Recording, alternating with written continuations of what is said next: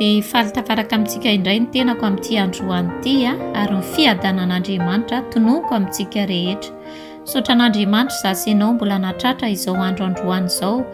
Tena hoe noho ny famindram-pon'Andriamanitra sy noho ny fitiavany mbola tsy nahalandritra antsika ka nahatratrara antsika indray ity fotoana ity hiarahantsika amin'ny fampahery amin'ny alalan'ny tenin'Andriamanitra. Androany dia tia hampaheranao manokana Andriamanitra, ianao izay mandalo fahoriana, ianao izay mandalo zavatsarotra amin'izao fotoana izao dia tena tia hampaheranao Jesosy hoe aty amin'izao tontolo izao no ahitanareo fahoriana, nefa matokia Izaho efa naharesy izao tontolo izao. Jesosy Kristy no milaza eto hoe aty amin'izao tontolo izao no ahitanareo fahoriana. Tsy hoe zanak'Andriamanitra tsika dia tsy handalo fahoriana, fa ny ahafantarantsika raha hoe tena hoe ao amin'ny lalan'Andriamanitra tsika dia izany fahoriana izany. Ary raha ny lalantsika raha hoe tsy mandalo fahoriana mihitsy na hoe tsy mandalo an'izany fijaliana izany dia tokony hieritreritra ihany hoe tena hoe ao amin'ny lalana marina ve za, tena ao amin'ny Jesosy Kristy marina ve za, raha hitanao hoe tsy misy tena hoe milamina be ny fiainanao. Fa androany Andriamanitra dia tia hampahery anao hoe tena ao amin'ny lalan'Andriamanitra ianao mandalo fahoriana ianao ary hitan'i Jesosy izany. Fa Jesosy miteny anao hoe matokia an' Jesosy ianao fa Jesosy efa naharesy izao tontolo izao. Izany hoe efa naharesy ny fahoriana rehetrarehetra izay mety lazaina eto amin'izao tontolo izao. Efa naharesy ny fahafatesana ary izy. Fa ny fahoriana rehetrarehetra izay azo lazaina misy eto amin'izao tontolo izao dia efa noresen'i Jesosy Kristy. Fa matoa ianao mandalo fahoriana dia tokony hifaly ianao satria misy programan'Andriamanitra ao anatin'izany. Hoy izy ny tenin'Andriamanitra any amin'ny ROMANA 5:7 hoe aoka hifaly amin'ny fahoriana aza hoy izy satria ny fahoriana dia mahatonga faharetana. Ny fahoriana dia mahatonga faharetana. Raha mandalo fahoriana ianao dia ovainy fomba fijerinao, aza menomenina ianao fa mahaiza misaotra an'Andriamanitra. Ary ihany moa ny tenin'Andriamanitra miteny any amin'ny JAONA hoe moa ny soa ihany va no raisiko avy amin'ny Jehova fa tsy ny ratsy koa. Izany rehetrarehetra izany dia miara-miasa hahasoa anao. Androany dia mampahery anao Jesosy hoe aza kivy fa matokia anazy ianao. Matokia anazy ianao, tokony hifaly ary ianao. Fa ny fahoriana izay lalovantsika koa eto amin'izao tontolo izao dia mandalo. Ary ataoko hoe tsy misy lanjana izany raha oharina voninahitra izay efa aseho amintsika araka ny tenin'Andriamanitra. Ary ny tenin'Andriamanitra koa dia efa napafantatra antsika dia nomelohany amin'ny asan'ny apôstôly 2:2 hoe fa amin'ny fahoriana be no hidirantsika amin'ny fanjakan'Andriamanitra.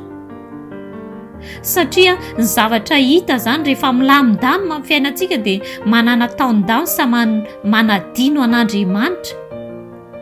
Fa rehefa tsy haiko tsika raha miremarika an'izany hoe rehefa misy fahoriana zavatra mianjady amin'ny tena dia tena mampirisika be antsika mihitsy hitady ny tavan'Andriamanitra, hitady ny sitrapon'Andriamanitra.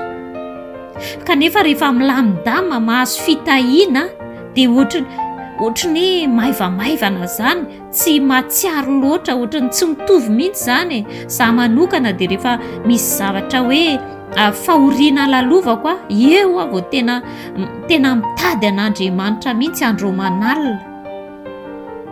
Za koa tsy miteny hoe tsy mitady an'Andriamanitra rehefa atoandro sy rehefa milamindamina, fa tena hafa mihitsy, tena lasa mitriple mihitsy raha ny fotoananao atokanao an'Andriamanitra rehefa ao anatin'izay fahoriana izay ianao.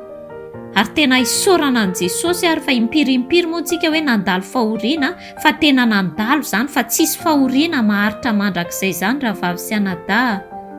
Mampirisika anao Jesosy nefa naharesy ny fahoriana lehibe izay efa noreseny izay nisy teto amin'izao tontolo izao. Amen. Aza kivy ianao fa aoka ianao hifaly ary, aoka ianao hisaotra an'Andriamanitra amin'ny zavatra rehetra, fa izany ny sitrapon'Andriamanitra. tsy maintsy amin'ny fahoriana no hidirantsika amin'ny fanjakan'Andriamanitra. Raha te hiditra amin'ny fanjakan'Andriamanitra ianao dia anisan'izay lalana izay tsy maintsy lalovanao izany fahoriana izany. Mampahery antsika ny tenin'Andriamanitra androany, mampahery antsika Jesosy androany aza kivy, aza ketraka, fa eo amin'ny lalana tena hoe izy ianao, eo amin'ny lalana izay tian'Andriamanitra alehanao ianao. Hoe tao amin'ny Jesosy izany fiadanan'Andriamanitra ne araka ny tenin' Jesosy hoe ny fiadanako no omeko anareo, ny fiadanako no avelako anareo. Dia izany fiadanan' Jesosy izany tena hoe ameno ny fonao ary ny fanahy masina ny hampahery anao mba hahaizanao na hoe ahazakanao ny fahoriana izay mianjady aminao sy izay mbola hianjadianao. Tsy mampatahotra anao fa tenin'Andriamanitra izany, ary Jesosy moa ny teny an'izany hoe aty amin'izao tontolo izao no ahitantsika fahoriana, nefa matokia azy, matokia an' Jesosy fa izy nefa naharesy izao tontolo izao. Amen. Andriamanitra iray eo misaotra anao tokoa izay ny amin'ny teninao. Saotra Tompo fa mampahery anay ianao, ary tsy moramora tokoa aminay zanak'olombelona Andriamanitra mandre an'izany hoe fahoriana izany, kanefa ianao Jesosy ny teny fa matokia ahy ozy izy ianao nefa naharesy izao tontolo izao, na hoe naharesy ny fahoriana izay misy eto amin'izao tontolo izao. Jesosy eo te hametraka manokana ny entanay mavesatra eo anatrehanao izay, satria Jesosy ianao koa nefa niteny fa makanesa ty amiko ianareo izay miasa fantratra sy mavesatretana fa ianao ny amin'ny fitsaharana. Jesosy eo entina eto anatrehanao ny tsirairay avy rehetra izay mandalo fahoriana amin'izao fotoana izao. Andriamanitra mangataka ny fiadananao izay mba hameno Andriamanitra sy hanapaka ao am-pony ao Andriamanitra mba hiala amin'ny tebiteby sy ny ahiahy rehetra Jesosy, fa tena hatoky anao izy Jesosy Kristy eo, mba tena hionona amin'ny teninao izy Andriamanitra ary hifaly azy ao anatin'izany fahoriana izany, fa izany ny sitraponao Jesosy eo. Aza velanao irery izy Andriamanitra, ary fantatray Jesosy fa ianao nefa niteny fa momba anay mandrakariva mbara-pahatonga amin'ny fataperan'izao tontolo izao. Dia mino izay Jesosy fa amin'ny tsirairay avy rehetra ianao izay mandalo fahoriana amin'izao fotoana izao, ary hampahery azy manokana amin'ny fanahinao Andriamanitra.